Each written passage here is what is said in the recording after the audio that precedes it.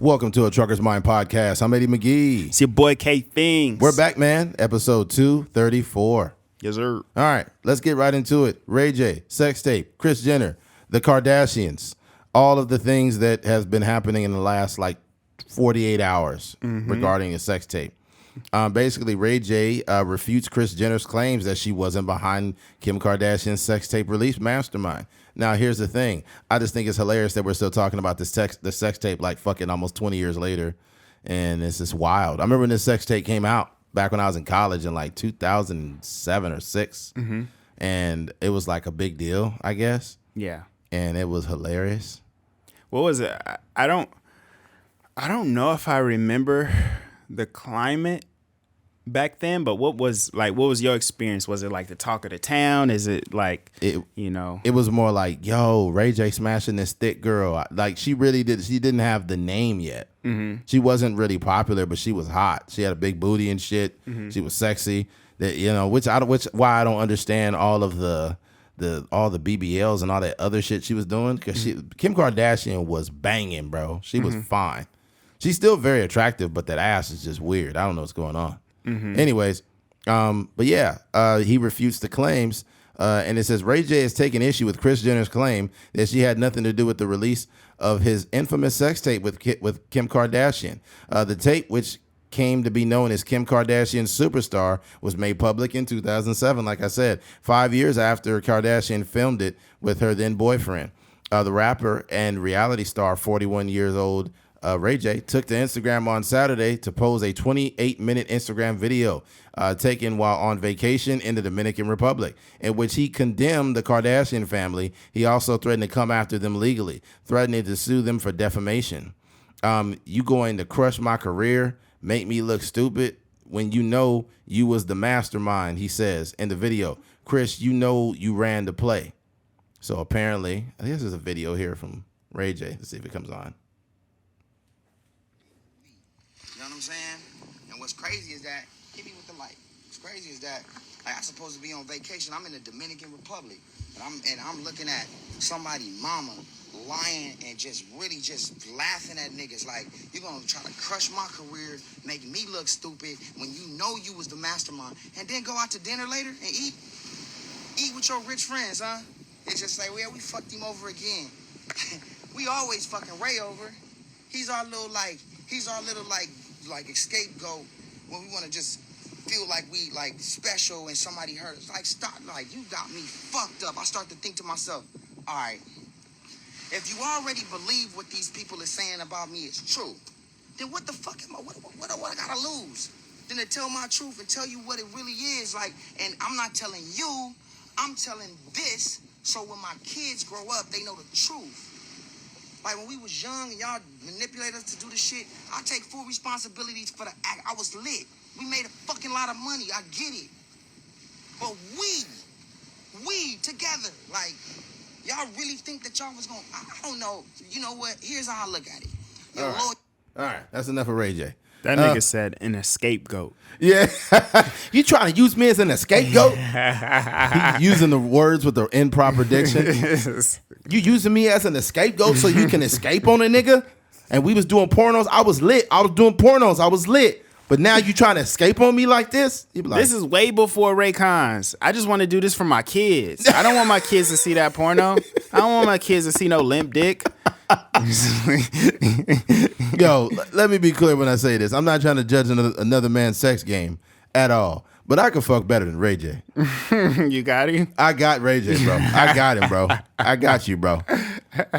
We got to do a volume 2. Trucker's Mind podcast, Kim Kardashian. Nah, but it's fucked up, though. I think that there's some foul play. There could be foul play. And I feel like Ray J could potentially have been taken advantage of. And it seems throughout the text message, because there was other videos of him showing messages between him and Kanye having conversations about the tape and how Kris Jenner was behind it. And supposedly he mentioned, allegedly, I'll say, he mentioned that she watched the video and chose a different video to have released, which is sick. If you're literally a parent and you're choosing which sex tape your child should be in, that's fucking weird. That's very weird. That's very weird. Yeah. He said there was 3 of them. Yeah. So it's 3 tapes, and you know, I guess she seen the original one, or she seen one of them, and she was like, "No, y'all got to run that back. Like, this ain't good enough." God. So, and you know, who knows? This is all I for me, and I don't know Ray J personally, obviously, Right. but I don't see why he would lie. You know, but this is just Right. out. You know, this is just from me sitting in Bakersfield, California, Yeah, trying to speculate what what do these we know, right? millionaires are doing. But yeah, I just don't see why he would lie about it. But you recognize, like, I think, and I haven't watched it yet, but there's a Hulu series on Pamela Anderson and Tommy Lee, like that whole story. Yeah. But I think that one kind of that was more of a leak. But in terms of this one, I don't remember it being necessarily like panic around the whole thing. Do you remember what around Tommy Lee and them? No, I mean Kim Kardashian and Ray J. I don't remember there being any panic because Kim Kardashian was not Kim Kardashian yet. Mm-hmm. She was just a chick that was literally like shadowing Paris Hilton. Mm-hmm. You know, and it was like the prequel before she like blew up. This like made people know who she was. Mm-hmm. And then from there, she turned that sex tape into like a full-fledged career. Mm-hmm. So like in that regard, I can't slight Kim Kardashian because there's a lot of women or a lot of people who have had sex tapes and they fucking disappeared. Mm-hmm. You know, so but she turned that sex tape into a massive career. In a reality show that I don't watch, but she's getting a lot of, you know, one thing that's weird to me is the men that have dated her, like knowing she had a sex tape. It would be hard for me to date a woman that is on film, like get smashed.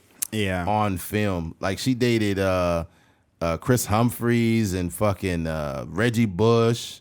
Remember that receiver from the Cowboys? Yeah, I remember him. Mm-hmm. Yeah, the light-skinned dude. Yeah. He was pretty good. Yeah, Miles Austin? Yeah, he had a 3-4 year run. He had a pretty good career. Yeah, but all these dudes seen the sex tape and was there. But my thing is this, and this is no disrespect, because I know as regular people, we have vanilla sex. We just fuck like regular human beings. I think that porn has set like an unrealistic standard for sex. Mm-hmm. So we think it's all like, yeah. Like that's not. You got to beat the pussy up. That's not how real sex works. So I guess Ray J and Kim had like a real like sex exchange. Mm-hmm. And that's probably why it wasn't all that impressive. It's still like the #1 viewed video on Pornhub. That's crazy. Yeah. That's crazy. I wonder if they make money from that. Probably. Getting royalties, sex tape royalties. Can you imagine? I think like you think about certain names and which ones would be the biggest porn like videos ever. Like if for any reason it would literally break the internet. If like it was a sex tape with like Jay-Z and Beyonce or some shit. It'd be over. The internet would crash. Yeah, it'd be like, you like that, B? You like how that feel? Beyonce would be like, can't even pay my bill. Can't pay my telephone bill. Oh man, yeah, that would break the fucking internet. But, yeah, that would be wild. Yeah, I just think this is weird, man. I think it's unfortunate that there's still being a conversation had. You know, shit. I don't know how many years later. What, 15 years later? Yeah. I get, for him, I think it's kind of weird that he's bringing up his kids in it. I think that I don't think there's anything that he can do in terms of conversation that protects his kids in any way. Like, what are you doing? Like, how is this bringing this story to light, protecting your kids? The only way to protect your kids really is to remove it from the internet, which is impossible now. So. Yeah, they're going to see it. They're going to see their dad like, yeah, girl, you like that? That's like, crazy. Either way. That's why, like, this is what I would tell just everybody.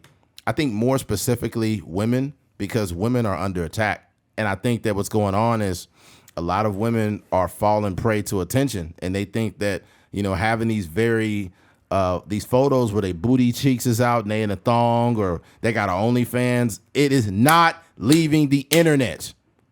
Never. It will never leave the internet. What you put on the internet will live there for the next 100 years. Mm-hmm. Because I'm telling you right now, especially we don't have the foresight to know who we're going to be. So let's say the next 20 years, you know, you're a huge R&B artists, right? But back when you were 21, you did a sex tape that you thought nobody knew about, and all of a sudden now they got video of you giving head. That's how it works. That's how it happens. Yeah. Videos pop up. You know, you got people they're gonna try to blackmail you and say, hey, I got a video of you having sex. If you don't release, give me 50,000 in the next 2 hours, then I'm gonna put it on the internet. Yeah. Yeah, the OnlyFans. People think that shit is behind the paywall. It is, but that content still gets out. Yeah, that stuff be leaking. It be leaking. It's all over the internet. So if you got a picture of your ass or you fucking on there, that's your prerogative. Just understand that when you become, here's a problem too, and you think at OnlyFans, there are not like men with massive OnlyFans. There's some guys, but women really drive it, and a lot of sex workers. Now, here's the thing.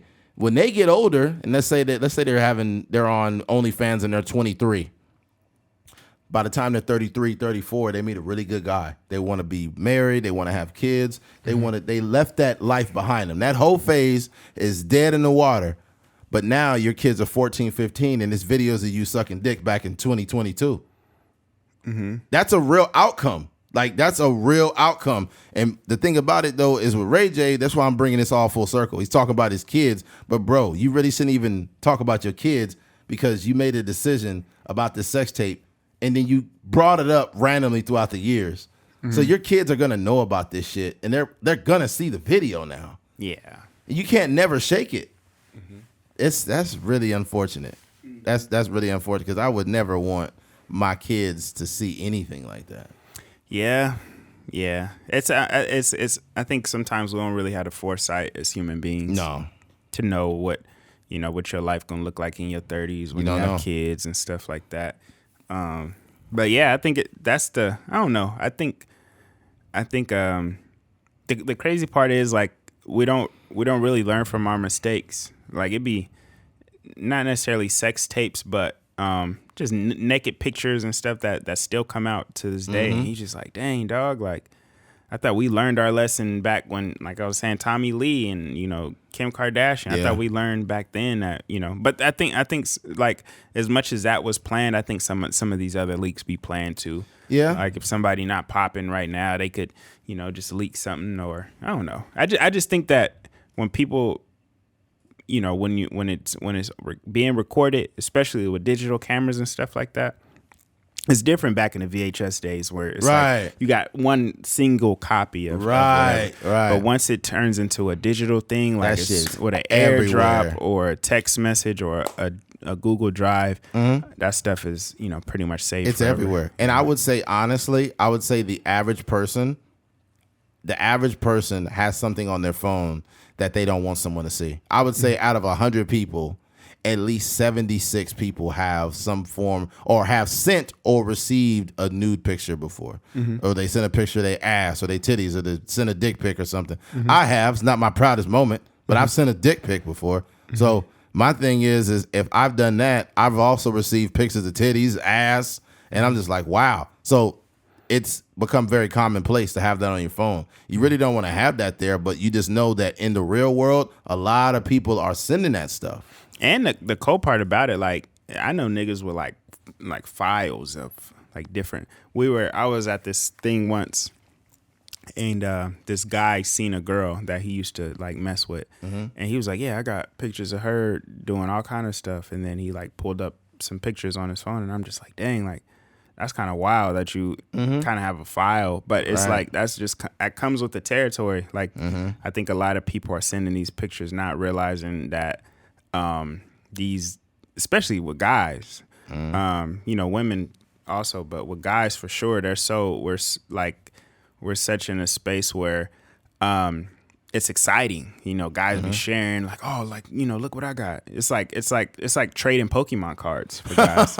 Yeah, but like any nudes I got from women, I deleted them. Mm-hmm. Like I saw them, like, dang, that's nice. She got a nice booty. Yeah. Delete. Because I don't want that picture getting in the hands of somebody else. Mm-hmm. And then the thing about it is that picture comes to me. It's now my responsibility to not have. First of all, I've never sent a picture of a woman that when a woman sends you anything that's sensitive, she's trusting you with that type of content. Mm-hmm.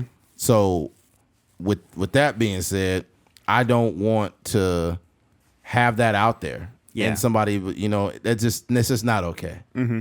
It comes with a great amount of responsibility. You don't want to be forwarding pictures. Because I've seen some dudes, they be like, hey, man, this girl right here, she got ass. This her right here. And I'm thinking like, dude, you just casually got pictures of naked women in your phone, man? Yeah. That's not okay, man. You got to get that shit out your phone. Yeah. That's actually for you, though. If a woman sends you that, that's for you. That's not for you to be showing all your friends. Mm-hmm. So. Yeah. Yeah, for sure. But I don't know. It's just it's a strange culture now. Like, the whole sex tape thing is like very casual. Like, people be pulling out their phones during sex all the time. Oh yeah, that's too much. Yeah, I ain't never thought about that. Like, I ain't never thought about like, man, I should put my phone out and record this. Mm-hmm. And it's like, why? Yeah. Like, why would you? Pull it? What are you gonna get out of that? Like, you gonna put it out there on Pornhub? Some people get off on watching it back. Yeah, they be like, yeah, I was tearing that pussy up. If they was really being honest with themselves, they was like, dang, I was hitting that pussy real regular. Right. Yeah, because in your mind, you'll be thinking like, and I've had this happen. I'm not going to sit here in front. I'm a human being, and I'm just keeping it real with y'all. I'll think to my mind, like, when you having sex with a chick, you'd be like, man, I was really giving it to her.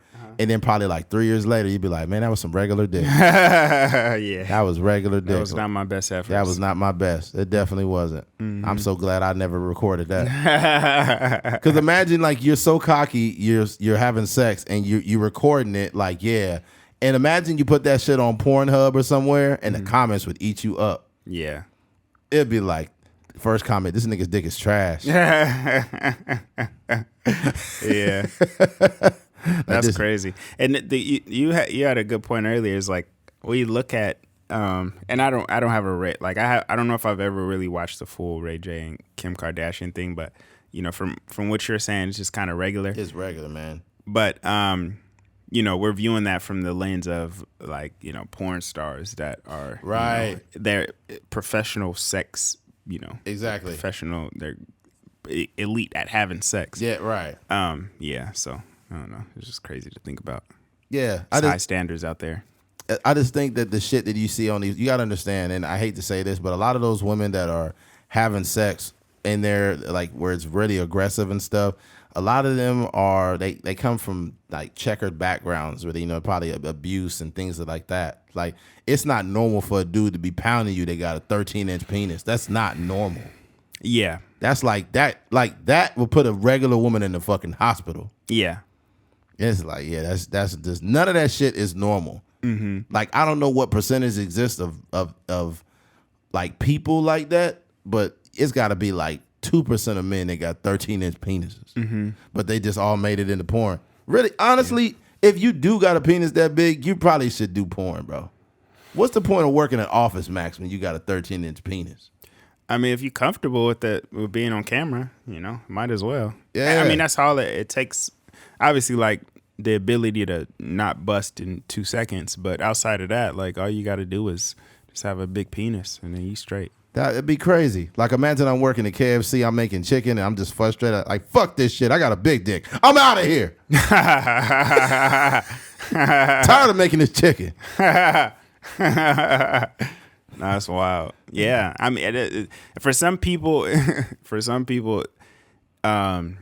you might as well, dog. Like, you ain't got nothing going on in life. Like, you just go get on Pornhub or OnlyFans or whatever. Yeah, you just keep your KFC uniform on. Yeah, be in there smashing like, yeah, it's y'all a gonna wild storyline. Y'all gonna remember my name. Mm-hmm. Did you order chicken breast? Oh no! Oh, you mean like the role playing? Yeah. Like, hey, my name is Dontrell. Did you order the chicken priest, the 2 breasts and 1 thigh? Like, no, actually, I ordered chicken dick. We don't got chicken dicks here, ma'am. I'm sorry. That's crazy. Yeah, that's like the least creative thing. I don't know who writes the script for the porn, but it's terrible. Yeah, they got different. It's not like that no more. Like the storylines, The storylines have gotten better, but they still are terrible. Terrible actors. Yeah, terrible acting, terrible storylines. They just. What I'm saying is they're not the cheesy like, hey, did you order a pizza? Right. No, but I want your cock, and it's not like that no more. Like they got one on Black, and this is like TMI, but they got one on Black where like this rapper is like recording music with this up and coming artist or some nonsense. And it's just like it'd be some wild stuff. Like one girl is like shooting a music video and the guy is like the rapper or whatever. Oh man. She just starts sucking his dick in the music video. He like, yeah, I'm on the mic. You feel? Oh yeah. Yeah. Oh. So imagine Blue Pear like out there recording a music video. Like, yeah, y'all you ain't sucking hard enough. Move to the left a little bit. Move over there. That's crazy. Yeah, that's got to be that's a hard job to like really record porn. Yeah. Like to be, it would just put Like me in literally a hard job. It'd be a weird space to be in. Mm-hmm. Just watching people go at it. Yeah. Like scene, cut. I can imagine. I feel like that would make me sick to my stomach. Yeah, I'd be too nervous to perform, to be honest. Mm-hmm. If I got like a bunch of dudes in the room too, dudes and people walking by and a camera crew and stuff. Oh, nah. But imagine though, like the temperature in this room right now with these bright lights and stuff like that. Yeah. Like that's probably what it would look like. And then the camera sitting over there and you just trying to like hit it from the back. It's just like. Yeah, that's too much. It's more pressure on male performers too, because women just come in there. All you gotta have is is the vajayjay. Yeah, that's really it.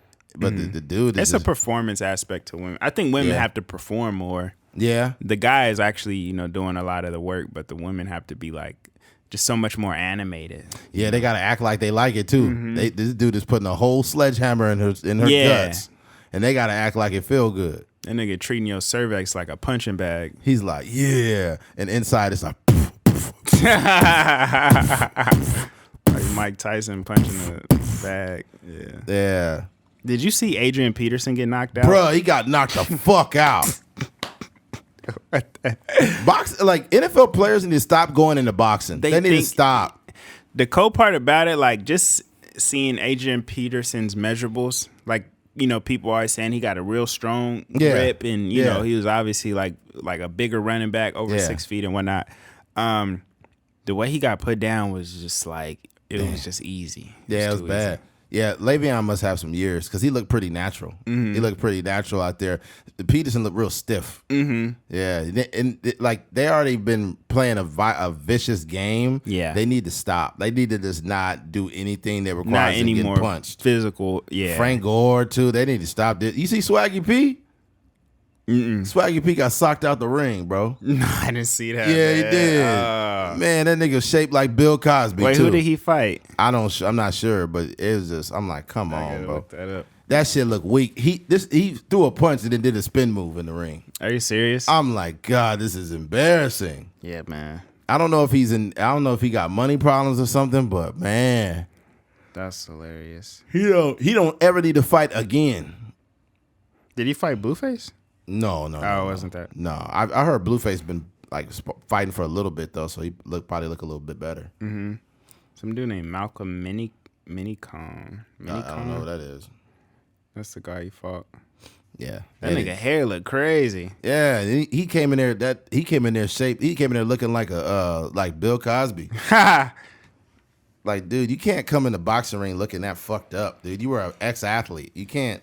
That's embarrassing. What really happens is you just get exposed for not having no hands. Yeah, exactly. Because we always think like, oh, these athletes, they professional athletes, or, you see them fighting on the field or whatever the case may be. They get in that ring and get pieced up. Yeah, Pac-Man Jones supposed to be so tough. He got in a boxing ring. He looked like a pussy. Mm-hmm. Yeah, if me and him threw gloves on, I would really beat his ass. Yeah, that guy looked like a straight pussy, man. He was throwing these looping overhand punches like he had his hands down. Yeah. And oh God, he looked terrible. Yeah. He was fighting in the rough and rowdy boxing thing. Mm-hmm.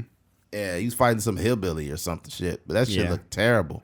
So I do think some people be needing a check. Cause it's entertaining. I mean, I wouldn't personally go to that boxing match, Le'Veon Bell and Adrian Peterson, but it is some people interested to see what that looks like. Yeah. It's not for me. I just want to watch the highlights on YouTube and go on about my day. Yeah, but if they had like a podcast boxing match, I'll beat Joe Budden's motherfucking ass. You'll put hands on Joe Button? Oh man, I'll beat Joe. Joe Button little though. Yeah, but he'll be like, I ain't got no problem fighting Eddie McGee. I'll get in there and I'll beat Eddie's motherfucking ass. Fuck Rory and Maul. All I got to do is just hit him with a couple jabs. You know what you got to do? Just run around the ring for like a good 30 seconds. Yeah. And that nigga go on a cigarette. Yeah, just give him one body shot. Don't even hit him in the face because his stomach is swollen too. You hit him in that swollen stomach, he'll be like, he'll go right back to podcast. Like he'll get hit in the stomach and walk out the ring and go right into the studio. Microphone check 1 2. What is this? JPB boys back to business. We got to see Charlemagne and Joe Budden. I think that'd be it. I think Charlemagne will beat his ass. I don't know. I think Charlemagne.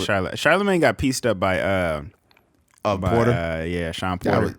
But I think obviously he's a professional boxer. Right, but if they really had to fight, I really feel like Charlemagne put hands on him. I don't know, man. Yeah, Charlemagne. I ain't never seen neither of them fight, so I have no idea. Charlemagne little is a motherfucker though. Mm-hmm. Charlemagne like 5'7" or 5'6", something like that. Yeah. Yeah. If you hit Charlemagne, that might be child abuse. You hit Charlemagne and then Wax gonna try to fight you. Yeah. That all that'll happen. It'll be like a boxing. What do you call that? Like a organized boxing match. Mm-hmm. And as soon as you hit Charlemagne with a real hard right, Wax just jump in the ring with them fucking boots on.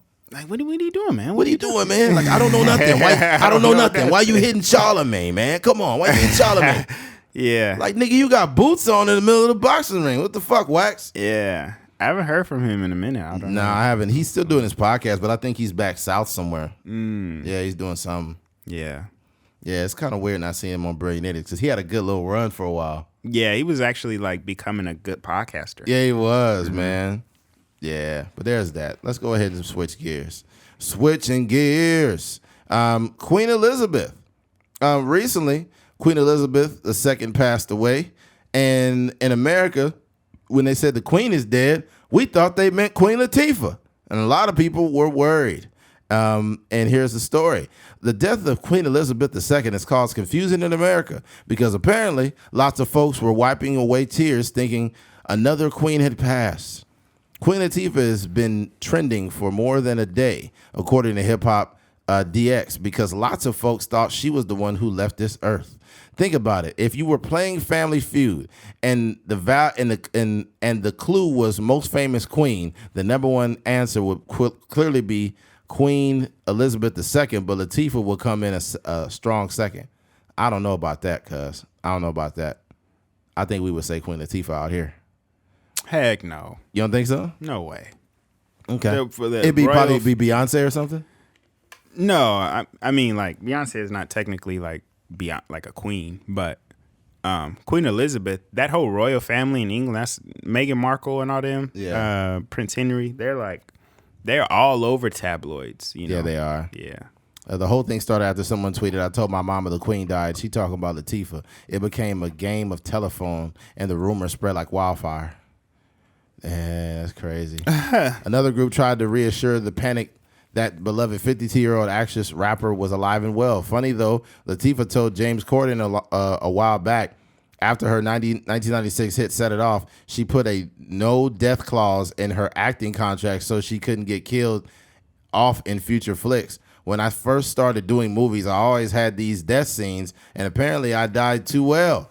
And then I caught on, like, wait a minute. If I die in these movies, I can't be in a sequel.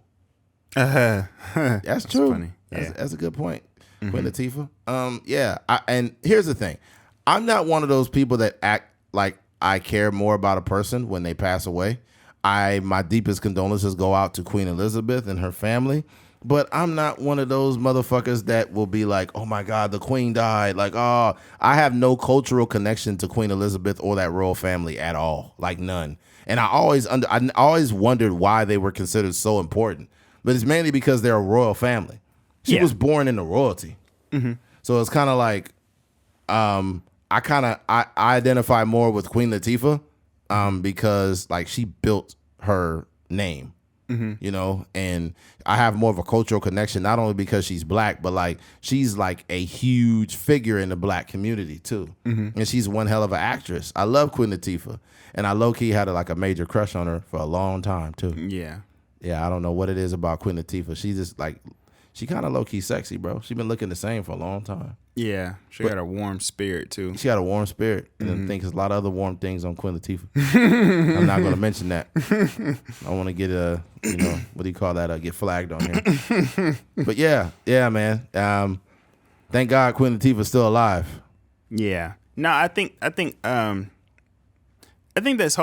whole Queen Elizabeth thing was it's a very strange place because there was a lot of people laughing at the fact that she passed away. Yeah. You know, and primarily due to the racism and all these other things that happened. And Princess Diana, they felt there was foul play.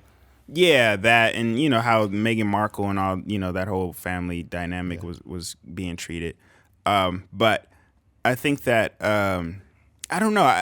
I find it very hard to celebrate somebody's death. Nah, that's too much. That's a little much for me. Yeah. Outside of like them doing like real harm, you know, I think, you know, and I don't know exactly her history with racism and all that other stuff, but outside of her like physically causing harm to, you know, people in my culture or, you know, somebody that looks like me, just saying words is like whatever. It's like, it's even if you find somebody and you think that they're racist and stuff like that, there's like a neutral stance you can take that doesn't necessarily require the memes and all these other things. Yeah. But I think that's a little bit strange.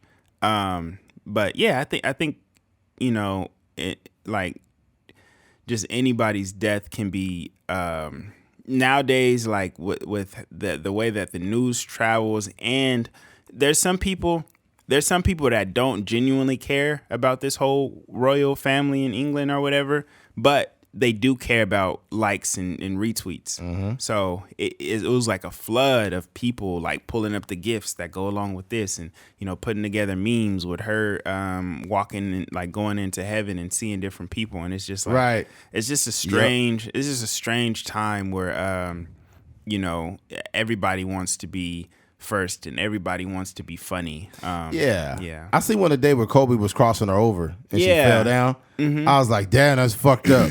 And Kobe was like dribbling like this. Queen Elizabeth, I was like, oh man, that made me laugh. I'm sorry. That made me laugh. I'm not even gonna lie. You got to understand, I'm the same guy that before my dad had passed and he was very terminally ill, I seen he had a bootleg porno that said Sugar Walls on it, and I shared that information on the podcast.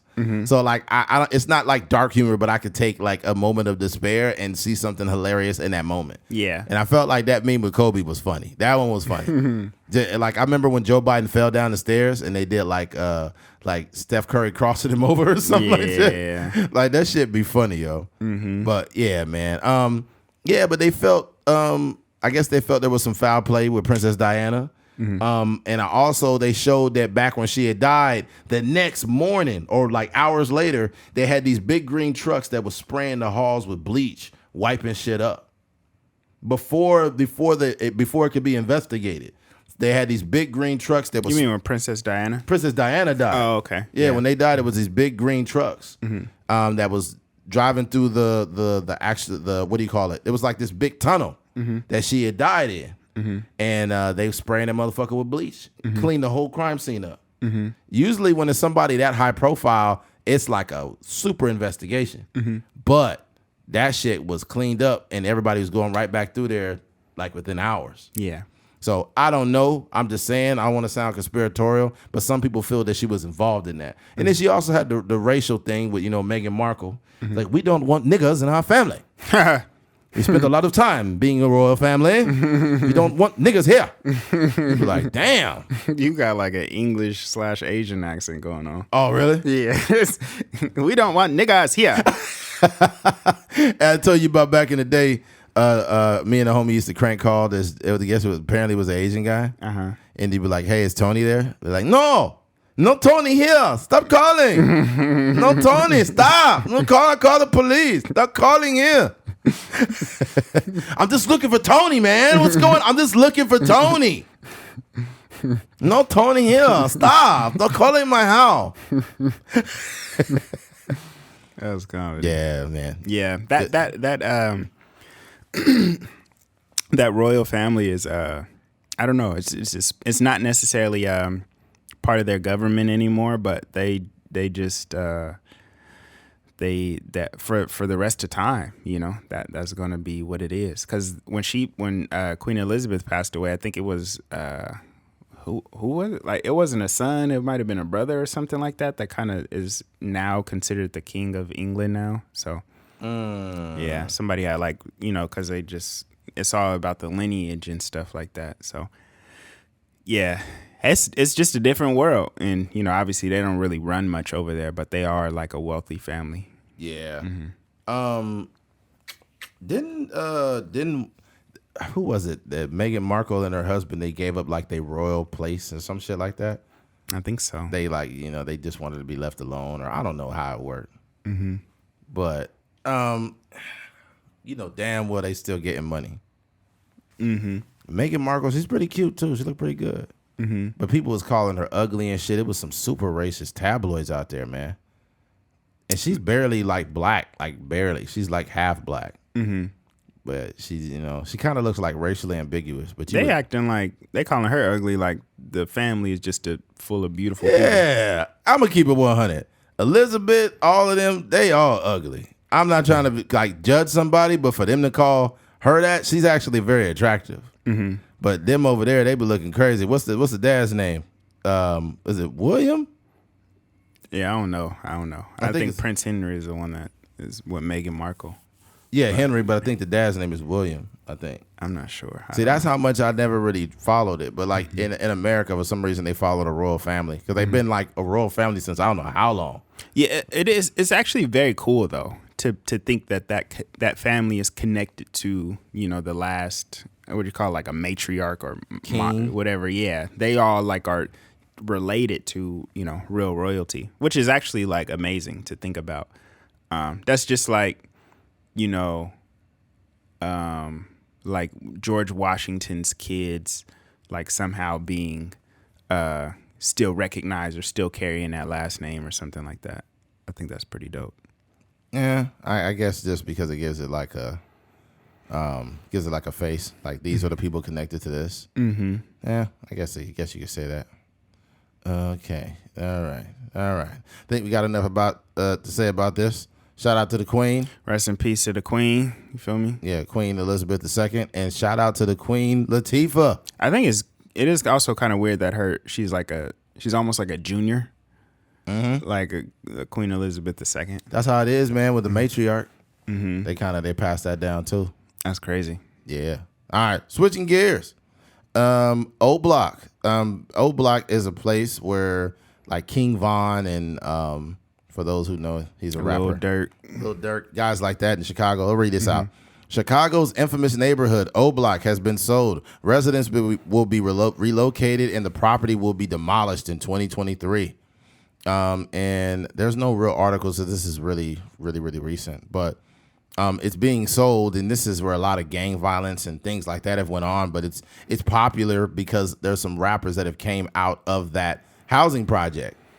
Now, I guess Lil Durk, like over a year ago, he tried to put a bid in to buy O Block, and he was denied. You know, but there have been a lot of people that are doing life sentences and they're doing life sentences in prison, killing each other over some shit they don't own. And this is why, and I hate to say this, but I have to say this. We might have to make this a clip. Gang members, you don't own anything. You are literally dying over streets that you don't own. You don't have any property there. You don't own any land there. You have no equity in anything, but you're shooting each other over property that is rented to you. Think about how stupid that is. And this O Block is basically rappers come from there. King Von, Lil Durk.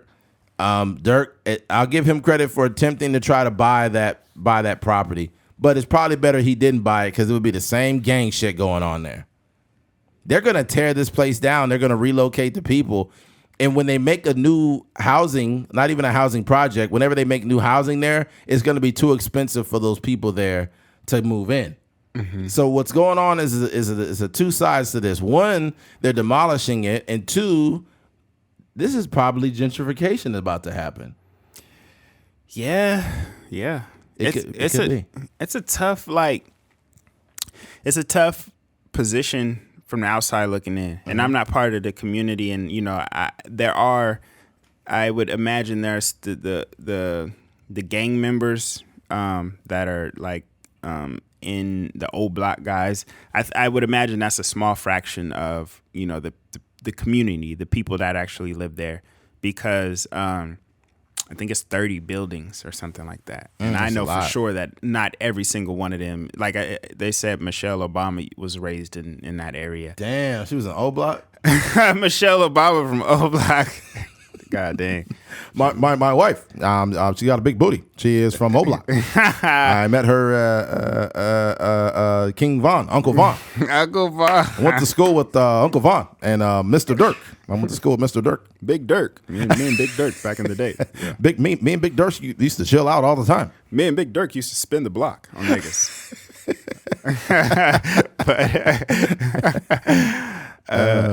But I think it's tough because when you were like a citizen, what they call like you know how they have the gang member, the non-affiliates or whatever you would coin like a guy like me and Eddie as, like you don't really entertain the nonsense or the gang violence and stuff like that. And it's also annoying because on one instance we just killing each other, and it's like like you said, we're fighting over territory that we don't own. Mm-hmm. So when it comes to like demolishing gang infested neighborhoods, it's kind of like, okay, cool, like we're cleaning up the neighborhoods, but at the same time, like I said, not all 30 buildings are full of gang members. It's probably a few hundred of them, and then the rest of them are moms and people that work regular jobs, maybe bus drivers and stuff like that just so happen to live there. So I think for me, it's unfortunate that those people that just kind of got caught up in this transaction, that they are getting displaced and they have to figure out, they got to pick up the pieces now. So it just sucks, man. And I think that when I don't know how serious that bid from Lil Durk was, and like you said, this is a couple years ago, I think, and they said they a lot of times, when and this is me speaking from a person that like has went through the home buying process, a lot of times there are conversations that are being had before some really hit the market. So probably by the time that he heard about something being for sale, it was probably already some handshakes and some numbers and stuff being exchanged. So just and also it's 30 buildings, right? That spanned over like a few blocks. Yeah. So that's gonna be a pretty penny. And Lil Durk is a successful artist, but that's gonna be a different type of money. That's Jay-Z money. Yeah, exactly. That's what I was gonna say. We talking about that's could be in over 100 million. Probably 9 figures or something like that. Hold on, I think it was 140 or something like that. That's a lot of money. Yeah, man, that's real money right there. Mm-hmm. Yeah, you're not gonna buy O Block with their little rap check. I don't care how much money you got stacked up on there, how many millions you got. Yeah. If you want to make real change, and let's say I made $20 million, that's cute. Mm-hmm. Like that's probably what Jeff Bezos can make in a day. Some people will laugh at that. Yeah. If they got down to $20, they'd be like, "Dang, I'm broke." You know what I mean? 20 million, you mean? Yeah, 20 million. If they got down to 20 million, it'd be like their life would be over. Oh yeah. Mm-hmm. Oh, 100%. Mm-hmm. Yeah. The thing to me, the way you probably could stay on top once you acquire a certain amount of wealth is like staying within the hundreds of millions. Mm-hmm. Like I want to be able to check my account and see $120 million in there. That's where the money's at. Oh, for sure. If you got $7 million, like you're not safe. Mm-hmm. I mean, I hate to say it. People may say, dude, that's ignorant coming from you, Eddie. You're a regular person, but I have the foresight to think like a rich person, and $7 million to me can be lost, especially when you're dealing with high stakes. So the more money you make and the more investments you make, if you're investing in something and you're putting in $2 or $3 million and you only have $7, that shit better work. Because if it doesn't, you just lost $2 million. Yeah. You know? I think no matter what amount of money you have, is because it's all relative. Yes. I think the most important thing is just the financial literacy. Yes. Because you can be broke with $100 million, or you can be, very wealthy with $100 million, or you could be broke with $7 million. You could be, because I know people that, got really, really good jobs, 6 figures a year jobs, and they ain't got nothing to show for it. So, and there's some people that make $50,000 a year, and they find a way to, own a home and, have, few cars, go on vacations and stuff like that. So, that financial literacy can make 20 look like, 100. Yeah. Yeah, that's true. I just think we're seeing that like there's no power in this gang shit, because in the streets, you the cool dude with the chain on. You're just dripped in liabilities. That chain on your neck, liability. That watch on your wrist, liability. The drugs you trying to sell, that could get you locked up. Like, you're dripped in a bunch of bullshit. It's not real. In the real world, having like literally wealth is built into having equity in things. Owning land, owning commercial property, owning all these type of things is where it's at. When Young Dolph died, he owned over 100 houses. 100, bro. Young Dolph has left behind a fortune to his kids. That's a lot. That's a lot of houses, man. Over 100. So even Young Dolph said it when he died. Before he died, he had a song. He was like, "When I die, my son gonna be a rich little bastard." Right? That's a wild thing to say. That's a wild thing to say, because I think that he already had been shot. So what you start to learn too is a lot of these rappers, they live a life where they can like see death, and then it happens. Mac Miller was rapping about death. Tupac was rapping about death. Young Dolph was rapping about death. In some ways, Nipsey was rapping about death sometimes. Yeah. So it's like, man, like some of these rappers need to completely remove themselves from these areas. I think you could give back without being there, because Snoop Dogg's done a good job of that. Yeah. You got to know that these people, bro, they are in the struggle. They don't want to see you being successful. They want to kill you. So you got to get the fuck out of there. Yeah. It's a tough go at it. I think, that stuff just follows you. And kind of going back to like the conversation around like the sex tapes, it'd be a lot of dirt that these artists do in the streets.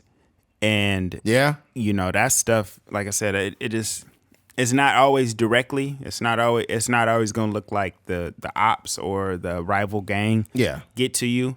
Sometimes it just looks like, the energy just manifests somehow. Because you got to think, obviously Nipsey Hussle, he didn't get shot by somebody from a different gang.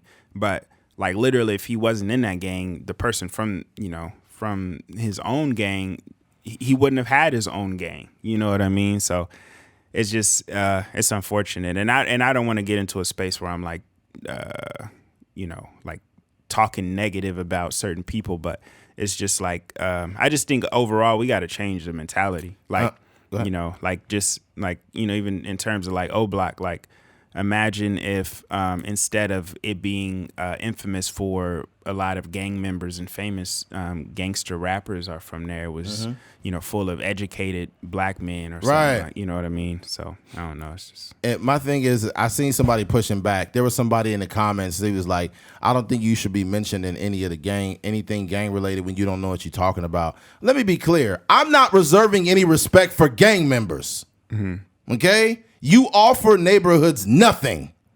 I got people in my family that's Crips, Hoovers, all of them. I'm sorry, but gangs are for misguided use, not grown adults.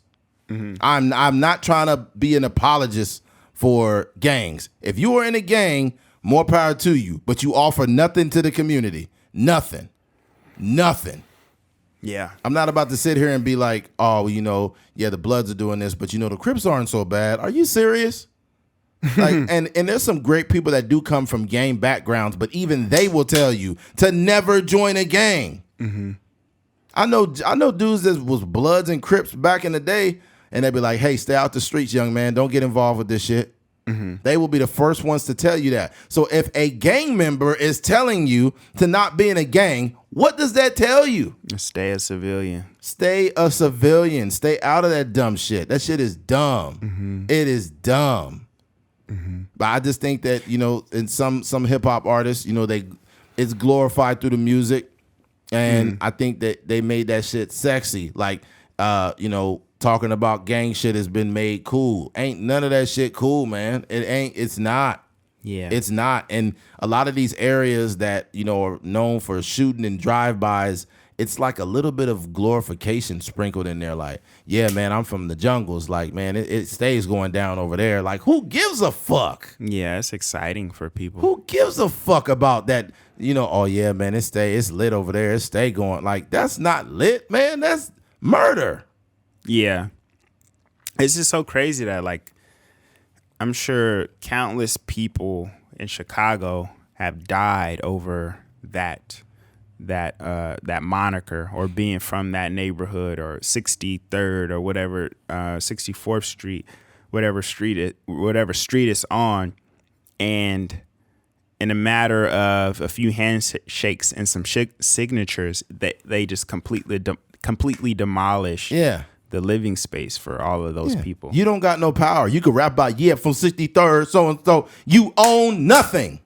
You own nothing. You could rap about, you could be, and this is for anybody, you could be Rolling 60 Script, you could be whatever you are, but you do not own anything. And if they want to knock your neighborhood down, they can do it. They could demolish that whole street you grew up on, whether you're a Blood, Crip, Vice Lord, whatever you are. You own nothing, and you look dumb when you get out here and you're like, yeah, I'm repping this street. You don't own anything when the government could come and relocate you. They literally can relocate you and boot you out of your own hood. Like, think about this. One of the things, I guess, in street culture is like, yeah, man, he got ran out of his own hood. You ever heard that before? Yeah, he got ran out of his own hood. He a mark, or he a whatever.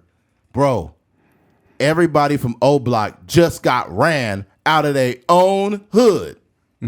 All of y'all, because y'all ain't got no money. This little street shit, the drugs and all of this, it's nothing. It means nothing. Bro, if I get hate for saying this, I don't give a fuck. I don't care, because y'all not doing nothing. You literally don't have anything. You could have a bunch of money up to your ear in a rap video, but that couldn't save your hood, because you don't got no real money. In the corporate world, you need to have 148 million. You need to have 120 million. You need to have business partners. Y'all don't got business partners. Y'all don't got equity. You don't got shit. So politely, go ahead and wherever you go now, they probably not gonna let that shit fly. Yeah, I don't know what that's gonna look like now. Yeah, especially man. in Chicago, yeah. I don't know what that's gonna look like now. They gonna O Block is gonna be turned into F Block, and the police gonna be sitting there waiting on you to commit a crime. Yeah. You think the police don't know exactly where all of these people are gonna get relocated? They know, because it's gonna be somewhere. Yeah, it's some community planning and stuff. Oh yeah, it's gonna be some low income spots. But I think what might happen too is they might find a way to flush out the gang members so they ain't got nowhere to go. Because it could be like this, like there's a lot of regular people that live in the hood, not just gang members. So regular, kids, they go to school and college, some college students or some really good straight A. There's a lot of really like geniuses that live in the hood, but they're in fear of their life every time they go in an elevator. They just trying to go to school and be a normal kid. Some of the people we see in Hollywood and shit, they come from the bottom. But those are the people that need to be protected. Yeah. So I hope they get relocated to a safe spot. They ain't got to hear bullets and there was a video I seen on TikTok, and the dude was on O Block. He was driving down the street. And you just hear I'm like, oh my God. That's why I call it Chirac. That shit was crazy. These kids be 13, 14 years old with AR-15s and AK-47s. getting groomed at a young age. Man, they call some of them like they call them baby killers. Like not like they literally some kids be like 11, 12 years old with a shotgun or a freaking AK-47. One dude, I forgot who it was. I don't know who it was. It was a comedian or somebody else. And he said some dude came up to him. It was a young kid. He said, "If you over here, when I get back, I'm gonna shoot you." And he said, like, that kid had to be serious. So I took off running. And I don't know if he came back or not, but he seemed like he was for real. I was like, a 12-year-old tell you, "Hey man, you better get off this block. And if you don't get off, you getting shot by a 12-year-old. That's crazy. That's fucked up. Man. And you see, Tekashi was trying to play with O Block. Remember that? Yeah, he was out there for like 30 seconds. Oh my God. Yeah. He's like, "I came to your hood, man." You playing with fire. Don't do that. But yeah, enough of this. Switching gears. Florida Christian school teacher arrested after twerking on a student. So we have another situation where a teacher is being inappropriate with a minor. This shit don't stop, man. It's happening too much. Back in the day, we used to get mad for getting kicked out of class, but now these teachers is fucking and twerking on these students. That's crazy. Yeah, man. I'm not gonna lie. Like, I think it's very inappropriate, and I don't think that we should okay it just because young men are having like sex with a female teacher. I don't think that's okay. I still think that's not only inappropriate, but that's that's assault. But when I was 17, I wanted to fuck my teacher, so I'm not even gonna sit here and lie. Yeah, a couple of them. Yeah, yeah, a couple of them, man. Yeah. All right. Florida Christian school teacher arrested after twerking on a student. A former Florida Christian school teacher has been arrested for multiple incidents, including twerking on an underage student. According to authorities, Julie Hoover, 39 years old, took part in a Point of Grace Christian school prom on April 8th. During the event, Hoover began pressuring a student to drink alcoholic beverage by forcing the straw from her cup into his mouth. Well, this is crazy. School administrator told investigators the staff had the alcohol in the back room to drink after the event when students left. The student would tell investigators that while he was on the dance floor, Hoover began to twerk on him, making him feel uncomfortable. At least two other people tried to get the teacher to stop, even getting in between the two. This chick, she just can't control herself. The prom incident was not Hoover's time. Well, Hoover's time she had been arrested for misconduct. First time. According to Taylor County deputies, Hoover was arrested for sexting an 18-year-old high school senior. The student's mother found the messages on the teen's phone, which included a plan for the student to sneak into Hoover's home while her husband was at work. So this teacher was already fucking or trying to fuck another student. My question is, why didn't they do a deeper background check? And how did she get another job? And why are there so many grown women that want to fuck students? She got in trouble for sexting, texting 18. Yeah. Well, I guess I'm confused because he's 18 years old. No, right? not in this one. This was the one I read about the 18-year-old. That's a different story. Yeah, but it's the same woman. Uh-huh. So she was twerking on a high school student. And yeah, I understand that, but she got in trouble for texting an 18-year-old. Yes, she did. She was sexting him and had plans to meet at his home once the mom was gone. So for what I'm saying is, like, I don't understand. Like, he's 18 years old is what I'm saying. Yeah, but it's still inappropriate. It says basically sexting an 18-year-old high school senior. The student's mother found the messages on the teen's phone, which included a plan for the student to sneak into Hoover's home while her husband was at work. So she's married. Yeah, but she wanted to I fuck understand the 18-year-old. morality of it, but I'm saying, like, is that illegal? Is that grounds to get arrested? I don't know if it's to get arrested, not for that. So that's probably why they didn't report it, because he was 18. But it's super inappropriate. I think that any inappropriate action with a student should be reported. So it may be 18, but it's like you can't wait till the motherfucker's out of high school to fuck it. Yeah, like, that's wild. That's or wild. just not at all. Or just not at all. And I'll say this, and I'll be completely honest when I say this, is I would never have, first of all, if I'm a coach or a teacher or whatever at a high school, I want those young ladies to be as far away from me as possible. I'll be respectful, very cordial, but the thing about it is young women tend to like older men. So even a man that's my age, I'm 37 years old, and if a girl is 18 and she looks like a grown woman and she's still attending a high school, but let's just be honest, a lot of women are overly developed even when they're younger. It'd be a girl that's 18 with a big old booty and slim waist and big old breasts. She looks like she's 26 years old. And she's like, hi, Mr. McGee, hi. And they trying to get you in the corner and they trying to get in your classroom while nobody is there and shit. You're like, oh, no, I can't do this. I just don't feel like that's a conducive, like I just would not want to even be around it because it's just, no, I'm not doing that. Yeah. This is just, it's a strange situation. And like you said, I don't understand why they don't do the background check on this girl. Yeah. Like, you know, and I think rightfully so. Like, I don't know. When I hear that she got arrested for twerking, it sounds like a little dumb. Like I don't know if that's like grounds to arrest someone, but like the what you call it, like the drinking and stuff, that's just why. And it's a Christian school. Yeah, underage drinking.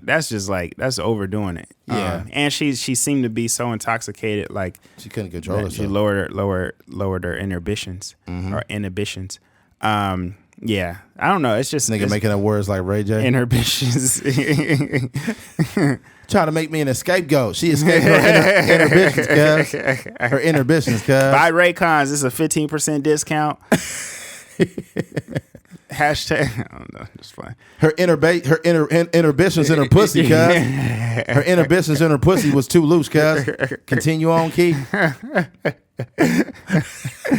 But no, I just think that this is just the story. It just seems like it's becoming more and more prevalent. And I don't know if it's more popular now or if it's just that it's getting reported more. Because, you know, back in the day, they had the whole, I think her name was some Shepherd or something like that. It was a little Mexican boy and then the white English teacher or something like that. I know. I think it was Mary Kay Letourneau was one of them. I think. Yeah, I think that's the one I'm referring to. But I remember they had like the Lifetime movie and stuff. Yeah, like they that, did. which was crazy because my aunt graduated from college with that guy. Wow. Yeah, he was at the graduation, like some school up in the Bay Area. Wow. And they announced his name and the whole nine.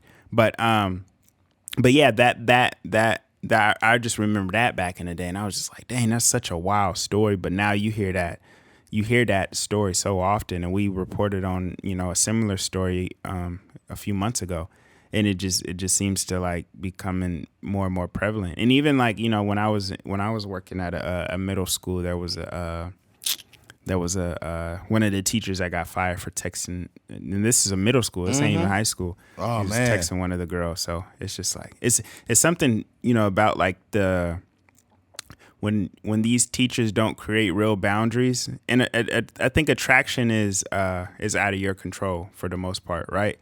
Like, you know, as a high school teacher, if you're attracted to a 15, 16, 17-year-old boy, you know, they got mustaches and, you know, some of them might play sports and all these different things. I you know, I kind of get that on a certain level, but to pursue it is just like, it's just kind of, that's it too wild. much. Yeah. I know recently, over the summer, they had Planet Fitness had free memberships for high school students. And I kind of disagree with that. And I disagree because that can make it a cesspool for like dating underage minors. Because like the thing about it is, like, women in the gym, grown women in the gym, they're different. But what's happening is some of these young women are growing up too fast.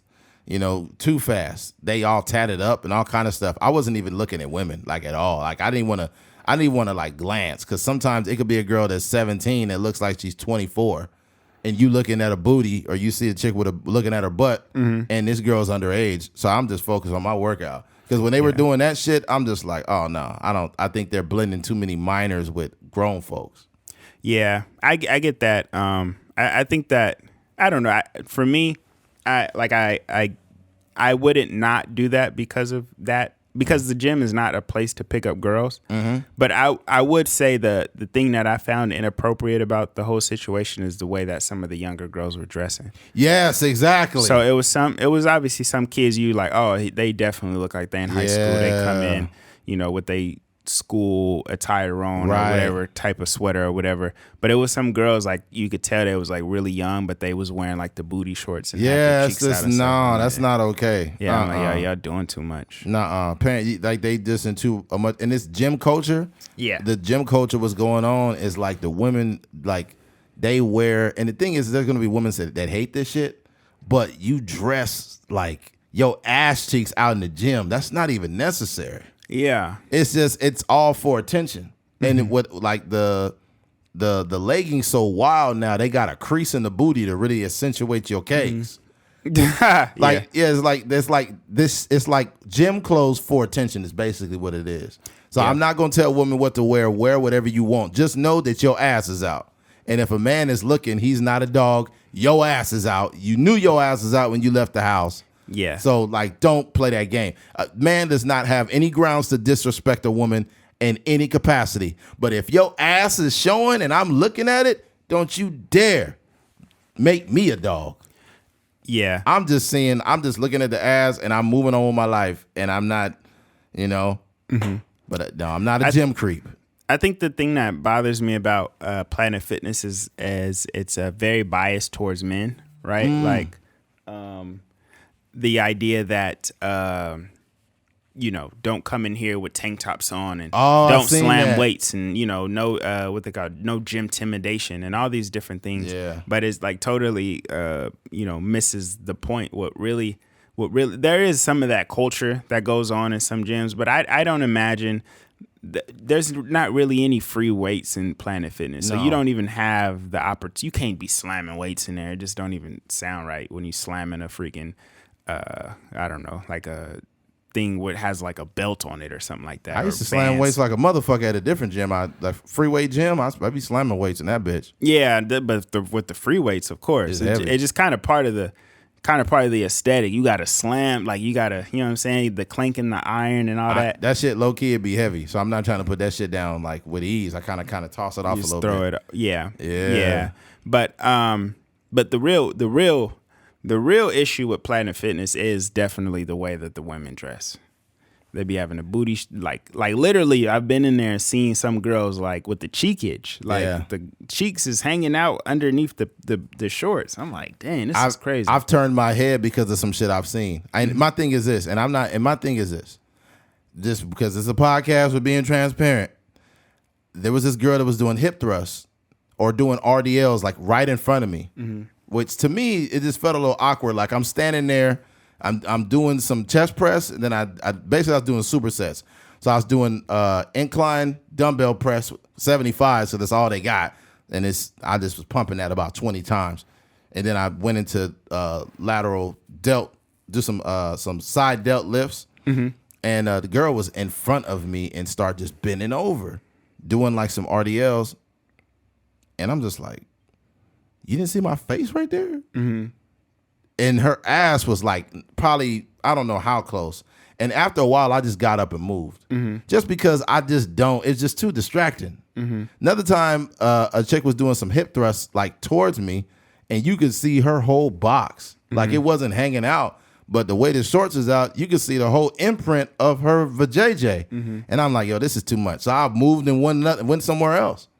So women can talk about men being creeps, but some of y'all be doing some shit, man, and I'd rather get up and leave because I don't want to be the guy that's looking at your pussy print. Yeah. I'll just get up and walk to, another station and keep doing my thing. Yeah. Because it's some old man that don't turn, they just stare. You ever seen an old dude just be staring? Not in the gym, I haven't seen Man, hey, sometimes I'll be thinking them old men be bisexual because you'll turn around, they be looking at you. I'm dead. I'll be like, yo. Eddie got a big old butt. Yeah, be like, yo, this nigga Eddie got ass, yo. Yeah, man. Yeah. I've seen two old men in the locker room, butt ass naked, having a conversation. Yeah. Old balls and dick just out. They just like, yeah, I know. I was about to close on the market, but then it's like, dude. Yeah. Why y'all got to talk with your dicks out? Put some pants on. Yeah. And like, man, I seen this. Oh, it was an old black man and some older white dude. And they was having a conversation like, yeah, I definitely was. Probably about 4 o'clock. Balls just out. I'm like, Just oh hanging. my God. Yeah, the wife's getting on my nerves again. That bitch. You be like, dang. Dick all out. You're like, oh my God. They got old black man out there with some civil rights dick in the motherfucking in the gym. Like, come on, man. Yeah, it's this one person that me and Keith have seen many times. This person's gender is, it's different. It's a different gender. It's a different gender. Different gender. It's different gender. Falls on the spectrum of, of the T, right? And this person was, I guess, getting out of the shower and just stood there. And I just kept my head turned and washed my hands and got out. Mm-hmm. But this person has the breast, but it happened to has the other thing. Nah, too. they popped out with the titties out. Everything was out, yo. Are you serious? Yeah, everything was out. Oh, you didn't tell me this. Yeah, I'm about to go to another Planet Fitness. God dang. I was like, yo. Got the titties and the dick But hold swinging. up. I think you need to still maintain your respect for these people, G. Like, you don't need to be like, hey, man, get the fuck out of here. Don't do that. I'm mature enough. I'm mature enough to see that, hey, I'm not gonna make any reaction to it. I ain't gonna front. That's low key inappropriate. It look Like, yeah. just, and like you said, there's some high school kids in there. So imagine like a 14-year-old just walking in the gym, Right? Walking in the bathroom. He got to Right. use the bathroom or something like that, and he just see titties. Titties and dick in the same person. Yeah. But here's the thing. What am I going to accomplish by confronting somebody or saying like, hey, I don't think it's okay that you do this? I don't write the rules. Who am I to tell you what you should be doing? The cold part about it, it's almost better that he in the male on the male side, because if he in the other side and there's some young girls in there, he just got his dick swinging. Now let's be clear. Like we talk about, like we have these other conversations where they they mention trans women or women and this and that, right? Well, a trans woman went into a female prison and got 3 people pregnant. Yeah. So it's like, no. That we talked about that. Yeah. Yeah, I was just like, oh man. Well, yeah, I don't know. That's the hard part about the whole trans community is because it's so vast, right? It's not like everybody is getting everything chopped off. Like in the case of this person that we talking about, they got a boob job, but they also got their male appendages still attached. So you don't really fit in the women's bathroom because you obviously don't want a dick swinging around with a bunch of women in there. Yeah. Especially because we talked about younger girls being at the gym, and then also in terms of like being on the male side, like, but even thinking about like trans people in male prisons, that's and not in a way where I'm like applauding it. That's easy money. Well, no, but here's the thing: and a trans person or a trans woman in a male or female prison is valuable because we seen what happened in a female prison setting where women aren't turned off. Like women that are locked up, like they need some dick. Mm-hmm. So that's the dick. Mm-hmm. They're not gonna get that anywhere else. Maybe a prison guard, because some of those guards be smashing those inmates. Mm-hmm. A lot of them. Mm-hmm. But then on the other end, the dudes is just valuable to them too. That's what I'm saying. That's what I'm like. Yeah, it actually, but in that way, but also in a way where they could be taken advantage of. Like you the only, and when niggas get in prison, they be turning like they got a whole prison sexuality. So I can imagine them because they are like taking advantage of heterosexual men in there. So I can only imagine what that looks like for a trans person. Yeah, who knows? There's some real Fleece Johnsons out there too. Yeah, somebody had a wild TikTok about Fleece Johnson, about how he was like, oh, he's having a hard time. Yeah, he couldn't get as much ass out in the real world. Yeah, so I mean, he spent too much time. That's the problem with prison is it's like it's not reforming anybody. They're going there, they're doing shit that they could never do out in the real world, and then you expect for them to be normal when they come out. Yeah, they've been having sex with dudes for 25 years, and then they get out and they're not supposed to be gay now. Yeah, I wonder what his technique was. Like, Cause he don't seem like a massive dude. I was just beating up niggas and taking advantage of him. I don't know. But they were saying he was notorious for taking them cheeks. Yeah, man. I mean, you don't gotta be some big strong dude to be. He probably could fight. He just got squabbles, huh? Yeah, he probably could fight, man. That's probably what it was. Mm-hmm. He was in there, you know what I'm saying? Like, you could do this the easy way or the hard way. That's what he said. Yeah. I'm like, dude, this guy's a maniac. That's a wild interview. Yeah, dude. It's like, come on, man. I wonder what the people, because I know me, like if I'm the producer or the director of that situation, I'm like, yo, this is gold. This is going straight on whatever documentary. Yeah. Yeah. I don't know how we got here. Switching gears. Switching gears. I'm actually going to switch this last topic because we had the hostage dude, but I think this McDonald's article that you sent me is a little more interesting. Mm-hmm. I don't know if you remember it. The woman that the McDonald's employee would not refund her. Oh yeah, cents. Yeah. Okay. It's about the principle of the matter. In quote, woman says McDonald's employee would not refund her 73 cents after messing up order. Not her expecting you to leave without getting all of what you gave them. A woman on TikTok is calling out McDonald's for refusing to properly refund 2 apple pies that she ordered but didn't receive. The woman known as TC West on TikTok recently posted a video detailing what she describes as the most irritating experience at McDonald's. As of Wednesday, the video garnered about 654,000 views on TikTok. Wow, since being posted. Wow. Okay, well, I'll say this. I'll be clear. If you do owe somebody, you gotta pay them. Mm-hmm. You gotta pay them, man. You can't not pay them. Mm-hmm. But I also think 2 things are true. I think this woman used this McDonald's for content. She got a TikTok. She got a TikTok. Yeah, so I think that viral. I don't think she was that pressed over 73 cents. Mm-hmm. I just feel like she used this 73 cents and turned it into 650 something thousand views. And I think it's a little bit genius, but I think it's a little corny too. Yeah, because I think you're willing to die on the hill for 73 cents, and it's like it's the principle, and I get that it could be the principle too, but at the same time, I don't think most people have enough time in the day for 73 cents, bro. Like sometimes too, and I've worked at McDonald's and different restaurants and stuff. Like, no, I haven't worked at different restaurants. I've only worked at McDonald's, but I know what people be doing, like. People will take a bite out of an apple pie then walk in there and be like, oh, this ain't what I ordered. And you just like, dog, like you took a whole bite out of it. I can't take it back now.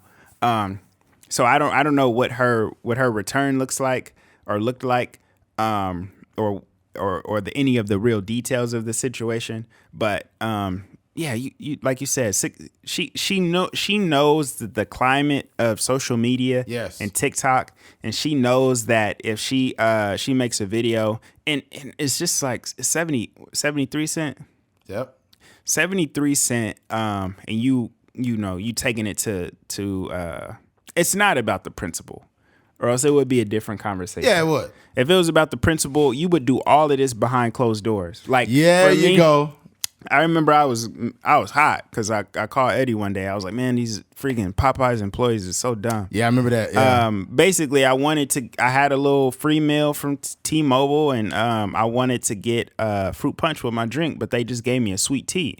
And the lady was like, well, we can't switch it. We just have to put in whatever's on your order. And I was like, this is so stupid. It's like, stupid. Why don't you just pour the drink out and then, like, you're not keeping track of every ounce. No, of, you're not. No. Whatever the case may be. So,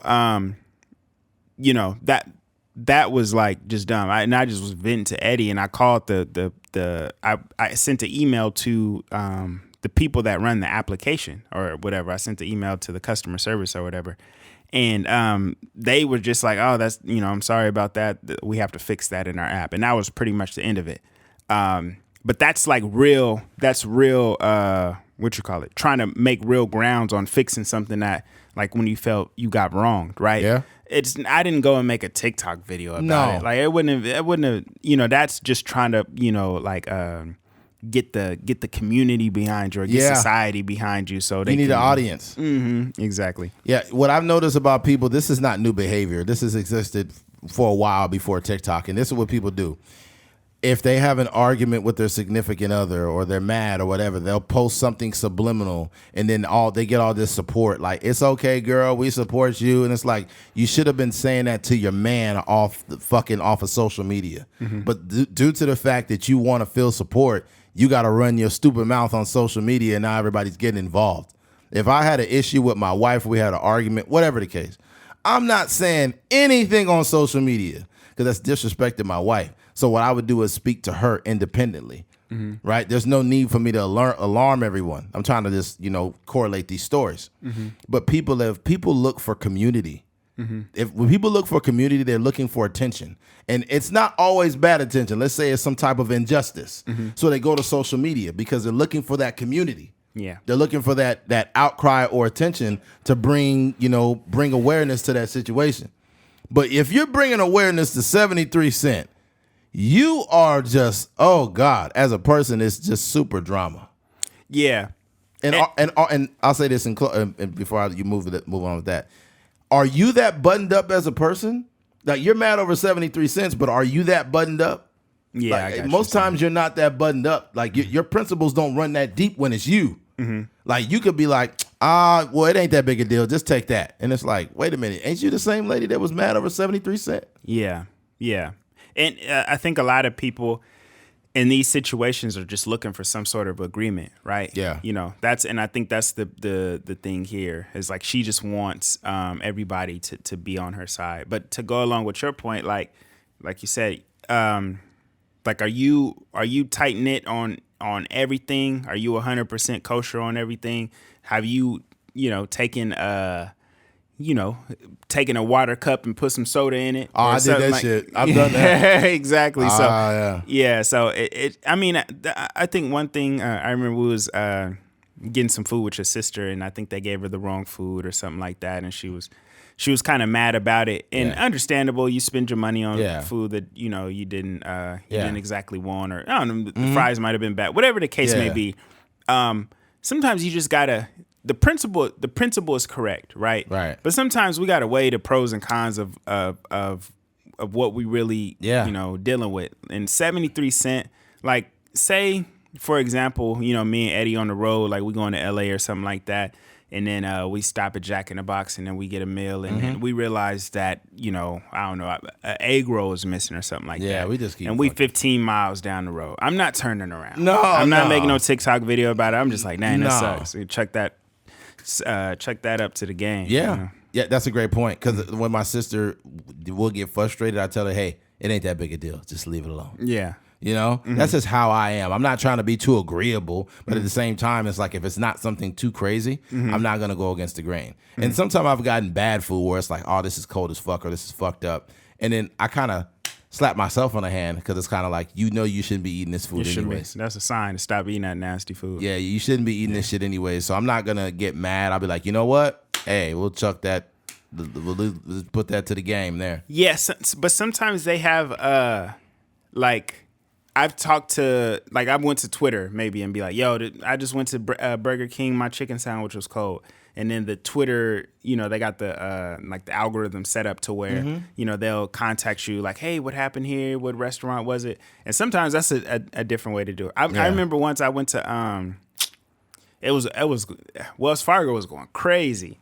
It was like overdraft fee after overdraft fee. It might have been like $200 in overdraft fees or something like that. Cause you know how it is, like you got some automatic payments, and you already overdraft. Oh yeah. It could be like a $2 transaction. Easy, it'll add up quick, homie. It was going crazy one day, and then it was actually at a time where I think I might have been trying to deposit my check or something, but the bank closed. It was like one of those situations. My God. So I just tweeted out, I was like, man, Wells Fargo is the worst. And I think they emailed or they sent me a DM and they were like, hey, how can we get in contact with you? And I think they called me and they got it all figured out. But wow. Yeah, sometimes and I might have been, I think I had more of a frustration because a $35 overdraft fee is much more than 73 cents. So. Yeah, oh hell yeah.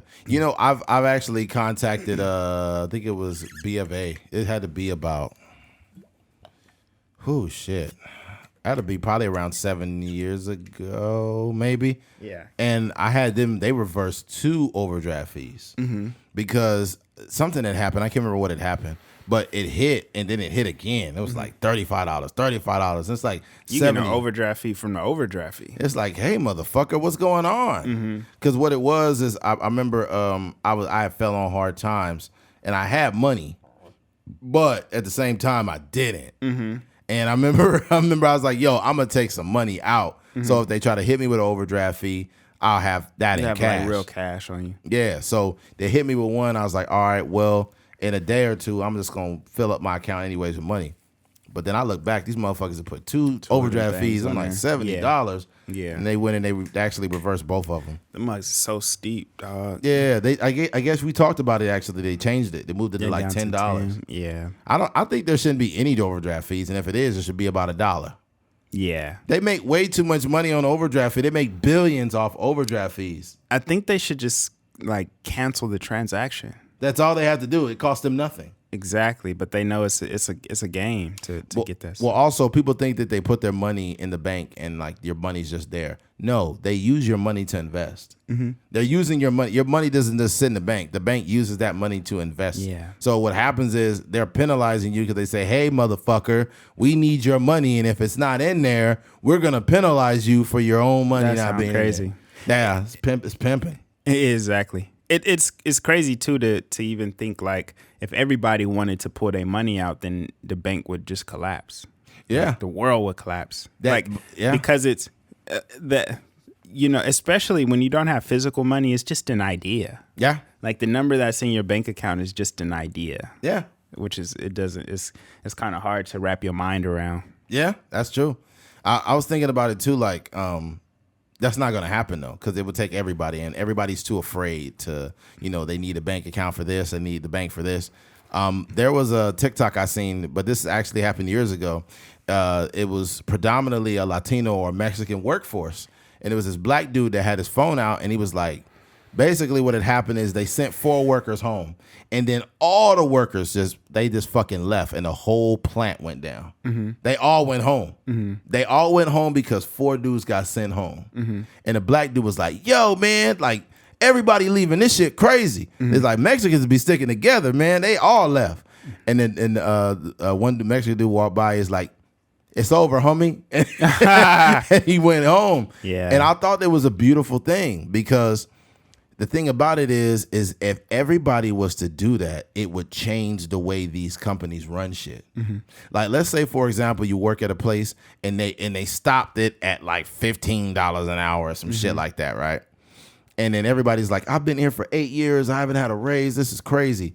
Imagine if everybody at Taco Bell just left or whatever job. That's happened before. It was on TikTok. They put a sign outside and it says, whole crew left. The whole crew quit at the same time. And they just left the Taco Bell. Yeah, I remember that. I was like, damn. Yeah, sometimes we gotta flex your muscles a little bit in terms of like, not being treated too fairly in this workforce. Because if you don't, then if we keep operating the same way we have in terms of like, just applying for jobs and, just dealing with however we're being treated, then we're always going to, get the same result. Yeah. I seen one thing. It was on TikTok. It blew up. It was a Burger King. And I think nobody came into work or everybody left. And it was this black dude.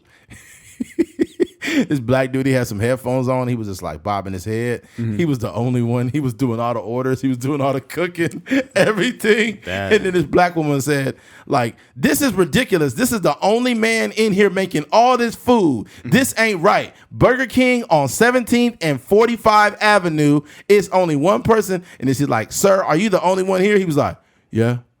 And he just kept doing his job. He didn't give a fuck. He's just getting his money, man. He didn't give a fuck. He was just out there just working. And it was people outside, like it was a bunch of cars and shit waiting. Yeah. And he just was taking his time, just getting everything he was doing. He literally was a cashier and a cook by himself. Just doing it. Oh, I know, man. It's they had I was on Facebook the other day, and somebody was like, if anybody trying to call Wingstop, just know they in there talking about their trip to Las Vegas right now. That's why they not answering the phone. What? But basically, I guess somebody had picked up their order from Wingstop, and then they realized that everybody in there just talking about a Las Vegas trip, and the phones are just ringing. Wow. Shit gets around, bro. This one dude left a note. He left a note in Logic's. I think Logic got a mail from. It might have been Wingstop. I think it was. And Logic, he said to Logic, he's like, biggest fan, man. Thank you. God bless you. Whatever. And then Logic found the number to that Wingstop, called him and said, hey, what's up, Brandon? This is Logic, man. He was like, huh? Yeah. And he's like, hey, it's Logic, man. I just want to say I love you, man. Thank you, dude. And he's like, oh, my God, it's really Logic, man. I can't believe he's calling me. And he's like, it's cool, man. I got a package coming your way. Got a bunch of free merch and shit for you. Got some other stuff, man. But God bless you, man. I thank you for blah, blah, blah. And that's crazy. Yeah. Yeah. I think actually, you know what it was is the dude. I think the dude left his number in there. No, he didn't. No, he didn't. It was just the Called the store? Called the store, yeah. Oh. That's pretty dope, though. That is dope. I think those are moments where you build like lifelong fans. Yeah, like, you do. You know, when J. Cole was like popping up at people's houses and playing the album for him and stuff like that. Like that's stuff that'll stick with people for the rest of it. Like J. Cole promised the girl that he was going to her graduation. And he popped up at her college graduation. That's crazy. When was that? She graduated last year or this year. I think she might have graduated college this year, but he promised her like when she graduated high school, it was some sort of transaction like, yo, if you finish college or something, I'll pop up at your graduation. That's crazy. Yeah, that was a thing. So that's crazy. Sometimes there's some beautiful stories, man. There's some beautiful stories. Like it'll be like somebody you wouldn't expect. Could Kobe be like, hey man, no, oh, I seen this.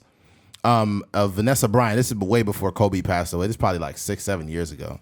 I forgot who it was, but they were looking for a good Mexican restaurant in LA, and they said tag the best Mexican restaurant in LA, and they tagged it whatever, and then Vanessa was like, oh, me and Kobe are gonna definitely check you out, and then like it showed like the thread, and then it showed them showing Kobe and Vanessa eating tacos from their restaurant. And I was like, wow, this is crazy. It's so cool how social media it can be used to connect people in a good way. yeah. Yeah, like I just imagine, if we have the foresight to look in the future doing this podcast, and let's say we're doing a live podcast, our shit starts going up, and we meet this young man like, yeah, man, I'm trying to get this, I'm about to graduate. It'd be like, yeah, me and Keith will come and check you out, man. We're going to go to your graduation. Yeah, I'll pop up at your They'd be graduation. like, oh, man, that's cool, man, thanks. And he probably won't expect it, and we'll just be standing there. Yeah.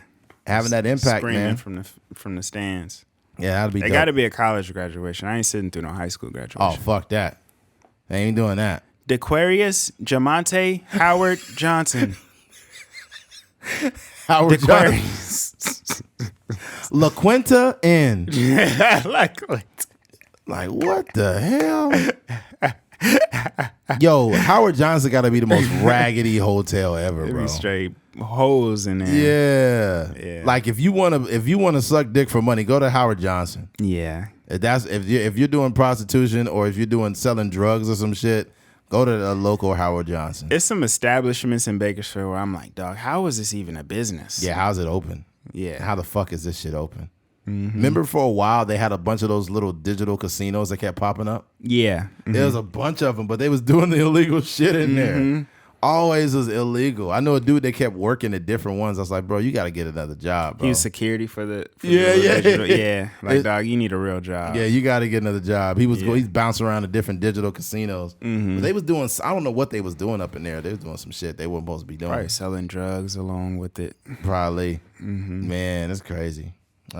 Yeah, man, we ain't got much else, man. And yeah, dude, we appreciate y'all, man, for coming in every week and tuning in. Unfortunately, we had a hiccup with the last episode because SoundCloud and iTunes wasn't uploading properly. So you guys might have got it maybe 2 days or 3 days late, and we're sorry about that, but it was out of our control. But now we back rocking, man. We back rocking and rolling. Yes, sir. So thank you for all those for the continuous support. Yes, sir. If you made it to the end of this podcast, we appreciate you. Thank you for listening to a Trucker's Mind podcast. I'm Eddie McGee. It's your boy K Things. We are out of here. Peace.